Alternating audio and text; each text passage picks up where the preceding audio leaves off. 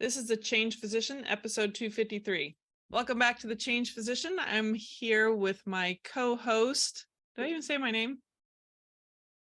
No, you didn't say I your did. name, but they all know who you are, Melissa. Come on.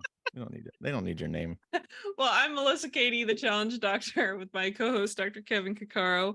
And we have a special episode today that really relates to what I think many of us, I can speak for myself, and I know Kevin's chimed in and said that he's evaluated that as well. And we've had different types of conversations related to this, but your Ikigai, did I say it right? Yeah, and not your icky guy, the guy who doesn't bathe, that Yeah. lives in the basement, that Yeah. is picking up garbage off of whatever or leaving the garbage all through the house. Yeah. Not that kind of icky guy. Why don't you define it for us? So, So, well, like all of us, we were talking about, we have these little off air.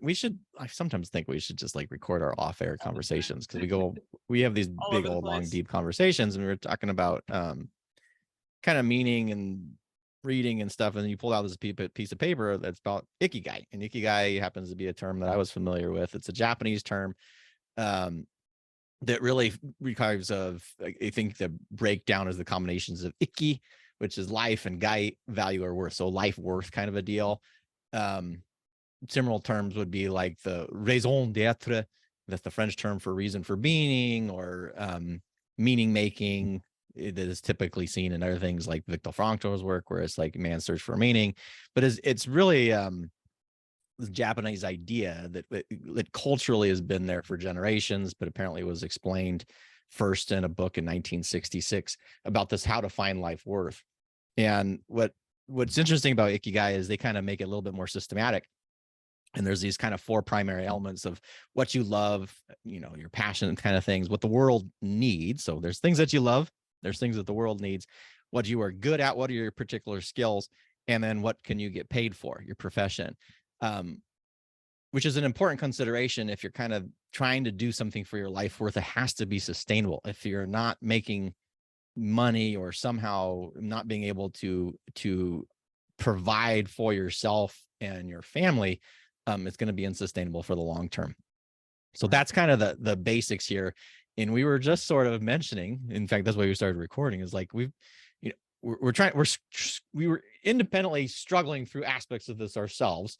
So we're like, well, hell, let's just share it with everybody else, because you probably are struggling with some aspects of yourselves. I met few people that are firmly entrenched in their ikigai, and lots of different reasons here. So, Melissa, what are your thoughts and feelings of ikigai? How did you discover the term, and what resonated with you, or what was the struggle when you started looking into this? Well, I go off on tangents and following people with their thoughts and ideas, and then they send me to somebody that has some other person has thoughts and ideas, and randomly, I don't even remember this guy's name. First name is Mark. But anyway, there's probably lots of places. I'm not gonna put this up too close, but you can imagine there's some Venn diagrams. This is a poorly printed version, but there's like essentially like four overlapping circles, and a lot of times you think of like, okay, I have a relationship, and you're seeing, there's these overlapping like interests, like you have your own interests and they overlap with someone else's interests. And so these Venn diagrams are really interesting because they just conceptualize some of the challenges or trying to demonstrate some ideas. And one of them, I struggle with the fact that I can answer some of them in isolation, but when I try to find that ikigai, or where they all kind of overlap to the perfect alignment, I really struggle with that. So my thoughts are, it's a really good activity, especially for people that are like me, that like just do work, go. You're not even really thinking through why you're doing it. You're in a pattern, you start making money, or this is your skill set and this is what you think you have to do, but you're not really thinking about what feeds your soul. And so you go through this, like on other episodes, are having existential crises. So I think doing these, I need to put more time into that myself. And I think that's why we're sharing, is because maybe going through these questions that are kind of illuminated in this like special illustration with like this Venn diagram. I think we'll put up a link somewhere so that someone can dive into that if they wanted to. But like one of the circles is, what do you love? Well, So I love what do you love? What's your passion? learning, but that could be, and then I think you have to ask another question, why? So that could be deep rooted into some insecurities or feeling a lack, maybe trying to prove yourself over your lifetime. Like you want to learn so that you know, or you're not humiliated because you had an experience where you didn't know something. Like who knows? But I love learning. I think there is a variety to that. So it's just a natural, I think, human thing a lot of people like. But I think there's sometimes a deeper thing where you incessantly can't be happy and you have to like constantly seek more and more and more and more knowledge. But where is it So going? then I'm gonna, if your one of your passions is or love is learning, so why is it that you love learning? Because it's interesting. Okay, I mean, just why? to know more. We'll do some Um, 5 whys here. yeah, like there's so much to dig into that. I feel like I'm in a like psychotherapy session right now. But that's good. Um, so I think it's on a few levels. As a physician, you feel like you need to know answers, so you never want to feel like you don't have answers. On a personal level, um, well, it's enjoyable to learn new things because things can get stale in life. From past or maybe some influence in the past, maybe you didn't get that A+ and you're like, I just have this natural inclination to want to learn more so that I perform better. But that could be tied back into my profession as well. Well, why is it important to perform better? It's probably where a self-esteem um, issue could be. I mean, I don't see how any other answer to that, honestly, for me. Unless you have some That's just funny for because me. I see you like I can almost see you like I organize. Well, what's the right answer here? It's like really, there's no right answer. It's your answer. No, but that's my impression is like, okay, it makes you feel better that you know the answer and you're not stupid sounding.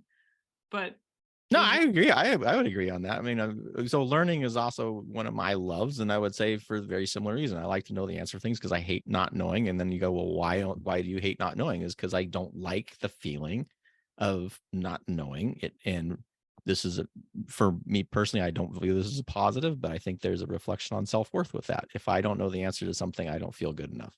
yeah, And so the question, people, well, you can work on that, and you could, but you can also recognize that I think a lot of the roots of personal things are going to be related to your self-esteem, and that's definitely one of them. you yeah. know Well, and I but, also don't like the idea that someone else knows that and I don't. oh, I hate that. Yeah, I mean, it's pretty, I can't stand, I can't say that you can never know everything. But I've always disliked not knowing something. yeah. And why that is it's always interesting. But It's interesting though when you think of academia knowing versus like real life or entrepreneurial knowing. Like some people are not, and maybe it's the structured environment of it and being told this is what you need to know, but I thrived in academics in the sense of like I had to work harder, I think, than other people, maybe just remembering things or whatever it was. But I literally felt like I always did, other than English and high school, which I would get B+. I'd be lucky if I get an A- because I'm thinking of a different main idea of the paragraph or story than what they intended because I'm always thinking differently. Um, Great at grammar. That's totally separate thing. But I think that I pursued college. I finished college. I did well in college. Like there's some people that like they suck through high school and they don't want to go to college or they failed out or whatever. And I find that interesting on the sense of like the learning part. So there are a lot of people that don't love to learn in that environment, but there's other people that like to learn with real life and learning how to make money on their own without having to go pay how much money to college now. It's like crazy. so your one of your loves is learning. And so the other 4 elements of Ikigai would be: there's what you love, what the world needs, what you are good at, what you can get paid for. So then the second thing would be like, well, what do you feel you're good at? Well, let me just say what the world needs. We need a lot more love. and and I think I'm really good at being optimistic and loving towards people that maybe shouldn't always, I should say always. Sometimes people need more boundaries and hard, tough love. And maybe that could be a weakness too, but I'm really good at just being an optimistic person, which has helped me thrive in a lot of situations that have been negative in my life. So, but there could be a laundry list of stuff, depends on how much you deprecate. So like I would say that I'm really good about caring, details, really good at just being organized.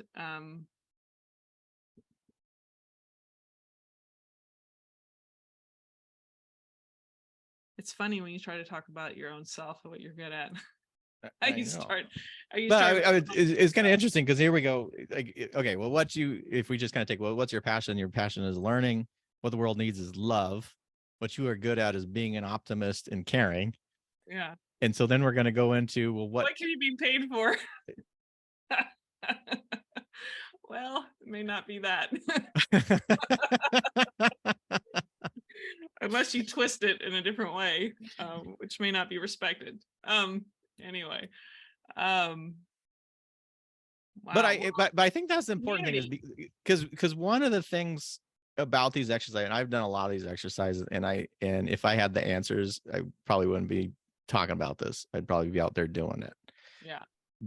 But what I always kind of find interesting about these types of exercises is the type of, well, what type of response they're going to give. Because if we say there's the idea behind something, there's the action behind something. So if we're looking at this and we're going, well, what do we love to do is learn. And then we're looking at what the world needs is love. And we should have driven that a little bit more. What does the world actually need a little bit more? And sometimes I think, well, there's a way you can like, well, there's two ways of thinking about it. You can look at, well, what does the world need? And does it fit my skill set? So love, and I'm going to kind of point out, that's kind of a little vague thing. Like, what does that actually mean? What aspect of love would it be? Are we saying that there's lots of connection in the community, in the world? Is there a lack of humanity? Is there a lack of equity where we're not crossing boundaries? And so being able to drill down really specific in these categories, I think provides more utility of information. But the other one is where you can look at, well, look at what the world needs. The other one is, well, what kind of skill set that you enjoy doing? And a skill set then, so if you are an optimist or you're a caring individual, how do you express that? How do you express your optimism, and how is your caring expressed? So from a medical term, we can kind of use that like between the difference between subjective, which is kind of the thought or idea behind it, and the objective is what people see. If people couldn't read your mind where you're saying, I am a loving, caring individual, because that requires you to say it, what actions do you do or could you do that it would express that desire in such a way that people would be able to see it? Putting out valuable information without, well, that depends how you look at it. You can just put valuable information out in the world, but that doesn't mean necessarily going to get paid for it.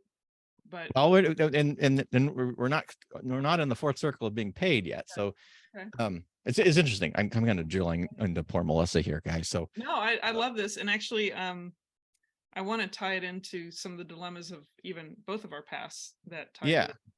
Well, because as we're doing this, one of the issues is self-centering. So when you do an exercise like this, one of the things to kind of consider is fully expressing what you're expressing without self-centering it. So not thinking well, I don't know how I'll get paid. That's that's a different quadrant even to look at in this particular scenario. So it's just, well, how could I, or what actions would I do to express my caring and optimism for, and then how do you relate that with learning? If you love to learn and you're a caring and optimistic person and there's lack of love, what are the things that kind of tie those together? And I think you did publishing information, useful information for people that are positive, that lead to better interactions between blank, individuals, nations, government employees, I mean, different, different professions. I mean, there's all these little kind of aspects in there once you start drilling down there. But I think the key is to always making sure when you're expressing an idea is what's the action that would be tied to that, or what would be the positive, or what's the word? It has to be something that can be seen by others without you saying it. What's the actionable behavioral change, the actual input, the actual expression in such ways people see it, and they can say, oh my God, this person here, they have published this deep learning thing about caring or connection or whatever, such that it reflects back on you, and they can say, oh, the author of this or the creator of this, i.e. Melissa Katie, must be a caring individual and optimistic individual as well. You see where I'm going with that? Yeah. Okay. Yeah. Getting outside of my head, the other people have to see. It's interesting when you first started talking about that. When let's use my general anesthesia world. Coworkers, if they haven't really fully seen me, like maybe someone when I'm in the zone, I may not exude necessarily in the middle of my anesthesia work, because it can be stressful. It doesn't always seem like I'm caring, optimistic, or really, I'm not sitting there engaging in people in a way that they would understand. It's not until they see how I may treat my patients differently than somebody else, which ties into another thing about skill sets and stuff that I wanted to mention. But like, I personally, you can do the job of an anesthesiologist that's pretty minimal. Like, you just put someone to sleep and don't add any of your, like, it literally is like, hey, you have any questions? All right, we're going to go back, put you to sleep. And that could be the minimalistic approach. And there's not a lot of caring there.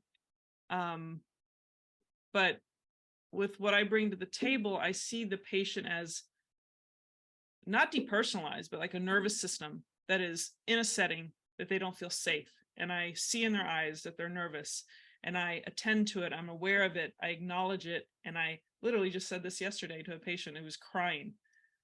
I said, I see you're nervous. And I said, let me just tell you, my priority is your safety.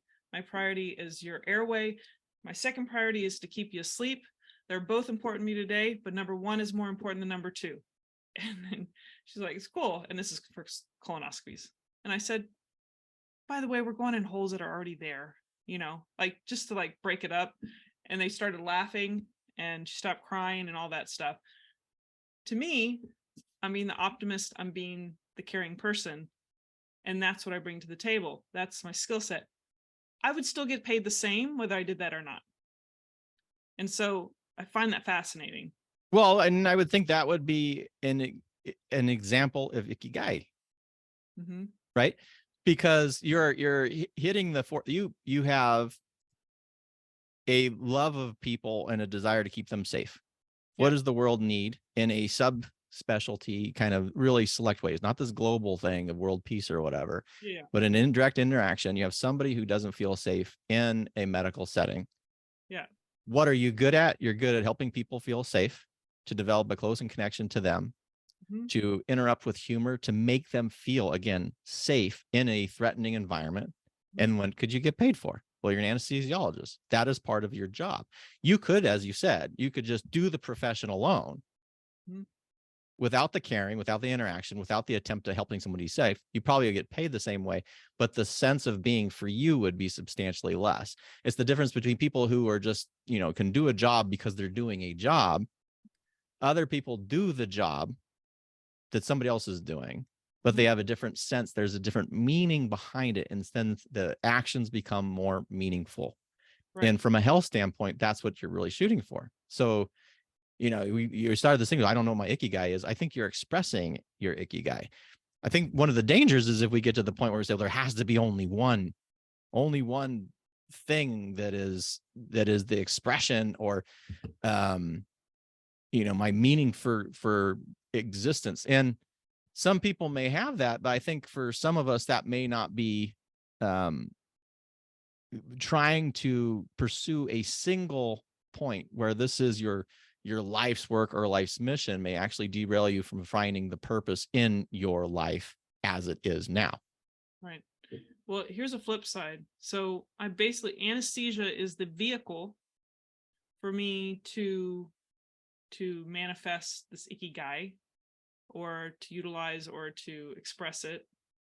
But on the flip side is the world of pain, and the fact that we could be good at, say, your interventional skills with pain procedures or something. What does the world need? Less of it. And what do you love? And like you and I both know, we love truth. And if we both love learning, and we learn that the modern science of pain is saying that there's so many other ways to interrupt or change our pain experience, and the interventions could actually magnify it, make it worse, then here's the struggle. What can we be paid for? I guess, we get paid for a lot more doing the intervention, but yet everything else on these other circles on what do you love and what the world needs, and or what they think they need, I guess, is the other question. And what are you good at? Like, that's where I think we intersected at this like existential crisis of, like, are we true to who we are? What are your thoughts? Well, I think that's the perfect example, because that is definitely not Ikigai. Doing something that you don't believe in, that you don't love, and is not of benefit to society is the exact opposite, almost in many ways, of what Ikigai would be. Because you're not, now there's no meaning behind it. What you're actually doing is harming yourself and the world at the same point. So, yeah. And well, pain's a different thing, and there's a lot of medical stuff we can go into, which which we are not going to get into. But I think in other realms, in places where the overt harms that are being performed, because there may be somebody out there that is an interventional pain specialist, they love doing injections, they believe that the world needs it for whatever God forsaken reason or not, and they're good at doing injections. They may actually feel a lot of Ikigai in that performance. So it may be personally very relevant, but it may be harmful to society. Yeah. And I would say that whatever your life's mission is, the one thing that I guess that's a false one, right? Because we're trying to find out what the world actually needs. The world doesn't need more interventionalists. It doesn't need more spine surgeons. It doesn't need a lot of this stuff. But that's where that element of truth comes in. Because if you don't have that element of truth, you can kind of fool yourself. And you may be quite happy with that. I think that's the danger of when truth is one of your core values, is the fact that you kind of put this external rule that whatever your decisions are have to line up with kind of what the evidence and facts of the world are. I still think that is a important thing for everybody, but there is an element of, if the more you can be like Forrest Gump and do things just to do them because people told you that they're the right thing and you believe in doing it, that mindlessness and that kind of just doing it and being fulfilled in it is pretty attractive sometimes. Yeah. And luckily for Forrest Gump, he actually did better for the world as well, even though I saw an example when it kind of, it's like Ikigai is all about, again, this meaning thing is your purpose for living. Yeah. And there's a couple, you can either be super Socratic about it. And that's kind of where the default is for me, where it's always like investigating, and is this right, and blah, blah. And there's a whole bunch of personal psychology there, I'm sure. But the other part is then doing the Forrest Gump method, is where you stop worrying about necessarily, is it perfect or right? You just do it because this is the way it seems to be working. And while you're doing it, you're completely happy doing it. Yeah. I mean, it didn't matter what he did. He did it and he loved it because he was just sort of engrossed in the task. I do think is really, if you're a Socratic person, it becomes very difficult to be the Forrest Gump approach. And if you're Forrest Gump, you're probably not going to be Socratic. But it is really just being able to find something that fits your skill sets, that fits what your love is, that fits what the world needs, and certainly what allows you to then get paid or in some way reciprocate so that you have value that you can, provide for yourself and your family. Right. Um, I think it's interesting if people look at these overlapping circles, like between what do you love and what are you good at, it speaks of passion. And then what do you love and what the world needs, it's mission. And then between what the world needs and what you can get paid for, they call it a vocation. And in between what are you good at and what can you be paid for, it says profession, which is just an interesting just way that they try to show where those different overlaps. And really what happens is when all four of those circles of what do you love, what are you good at, what the world needs, and what can you be paid for, the true center is that ikigai we're speaking of, which I kind of like what you said there, Kevin, about like there might be more than one. Like there could be a combination of these circles in many facets of your life that you manifested in. well, and I think more importantly is in that it isn't always going to be one. And like anything, you can zoom in and you can zoom out. So there's the micro, and then there's the macro, and then there's the meta level. And on the big meta level is that sort of where we were kind of starting at the beginning with, when you're thinking, well, what does the world need? That's kind of the general thing. You said like love, and you say, or the world needs is love. And what do you love? You love learning. And what are you good at? You're being an optimist and connecting. Those are really high in general, not necessarily what you can get paid for unless you find a way to express that. But we can hone that down again, really, really into all the way down to being an anesthesiologist, and we're not talking about all the external challenges that are there. And maybe that's what we're missing in sort of this healthcare environment, is there's a lot of dissatisfied physicians in non-ideal practice environments. And I am not saying anybody should practice in an environment that is incongruent with their beliefs. That becomes very difficult though. But you can still, at least if you can't control some of those external factors, maybe you don't have control, you don't have control administration, most docs are employed now, you can still hone down a level or two instead of going from the meta, go down micro down to the micro level and say, what can I do in this interaction that is what I love to do, what I'm good at, is what the world needs, and specifically what this individual needs that I'm seeing right now, and is in line with what my practice is that I'm getting paid to do. And that won't cure, a bad administration or a toxic environment, but at least it provides some degree of congruity between thoughts, behaviors, and actions that makes you feel better in that moment in time, that may preserve you. And certainly that you're not coming home at night sick to your stomach all the time. You can be angry at the external factors, but if you can find meaning in your day-to-day actions that you do, you're going to be able to sustain a course of action, probably be healthier, be less stressed when you're getting home, maybe able to find greater options on what other things that you can do, where you can take this core Ikigai, and then move it to another environment, if that makes any sense. Yeah. And I do think that's it's a different play, because it's almost this logotherapy is finding meaning. And Viktor Frankl's Man's Search for Meaning, the core is in whatever horrible environment that you are in, you can always pursue meaning, a meaningful activity. And sometimes that meaning is just by perseverance. And in the concentration camps, there were people need to know what is happening here. And that became the sense of meaning. And so healthcare, no matter how horrible it is not a concentration camp. It can be pretty awful.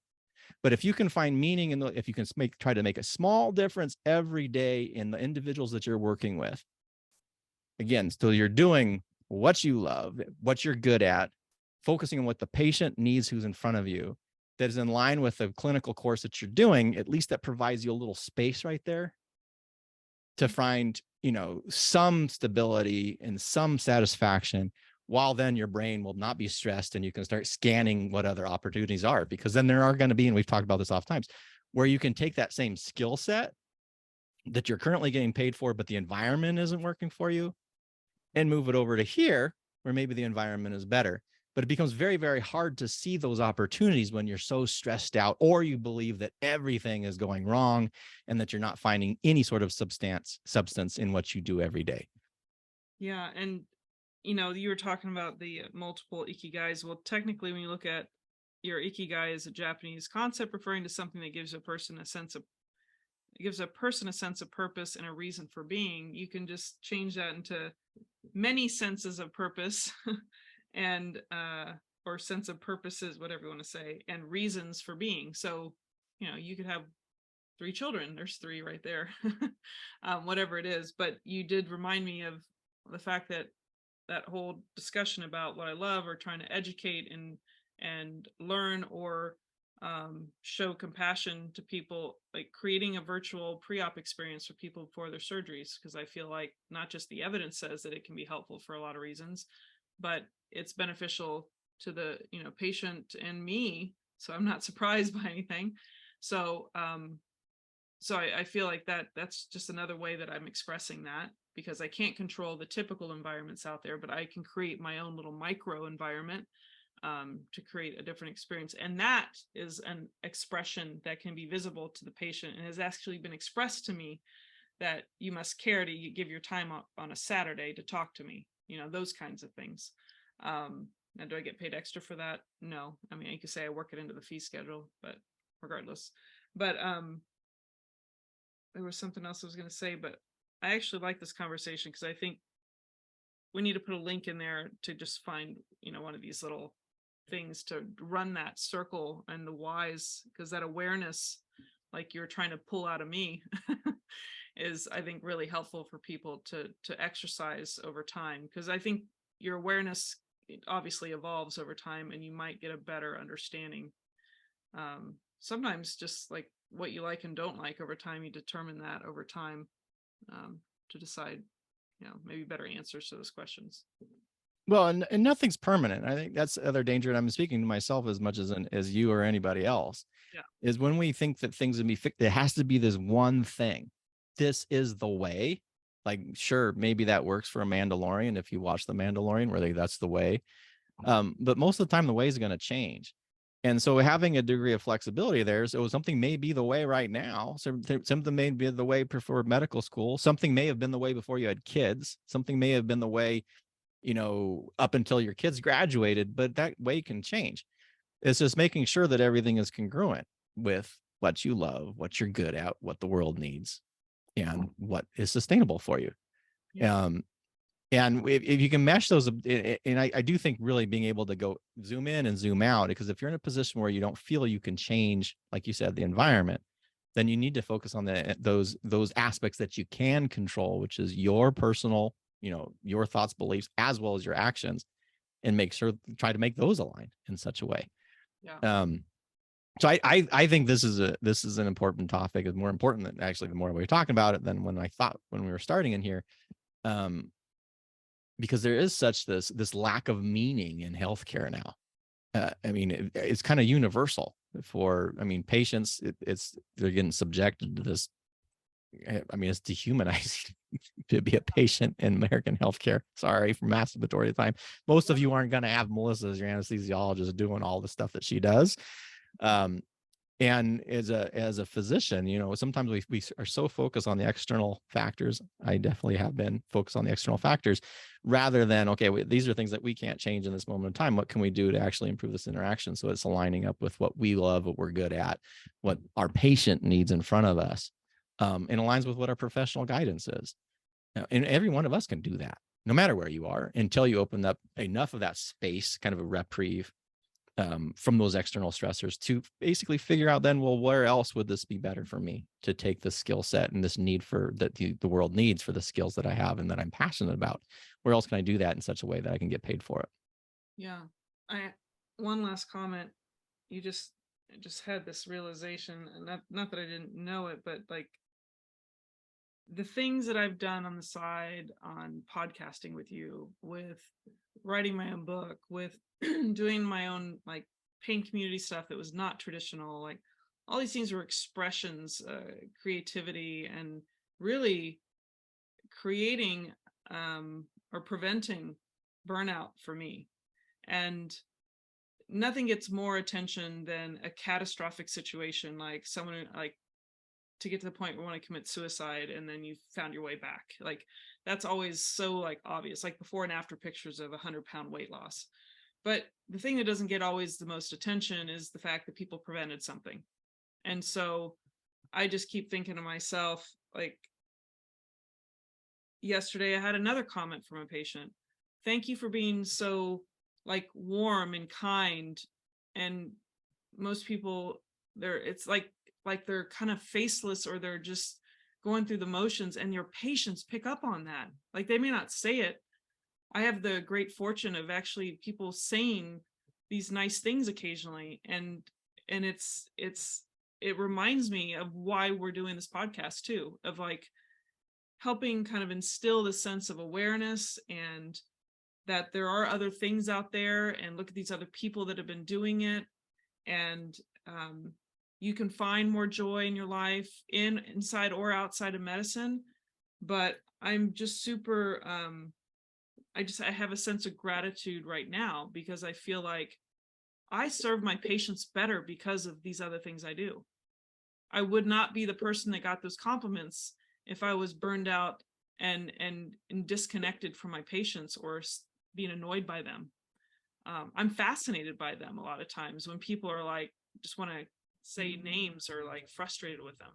So anyway, I had to make that comment, because I think the closer you go to your Ikigai, the better you are for the world. And just like anything, you're better for a relationship when you work on yourself. And I'm by no means perfect. You can ask my husband that.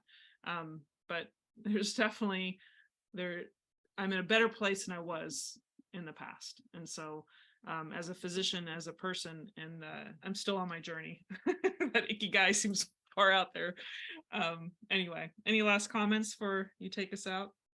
Well, I would just say that I think it's always a journey, Mm-hmm. right? As soon as it stops being a journey is when you're dead, Yeah. really. And I think, and that becomes kind of the struggle, is making sure that you have a sense of Ikigai throughout your life. And as we sort of mentioned, that can change for different aspects of your life. But the most healthy agers that I know have a sense of purpose and community and action in what they're doing now. And it may be, again, maybe different than what they used to do.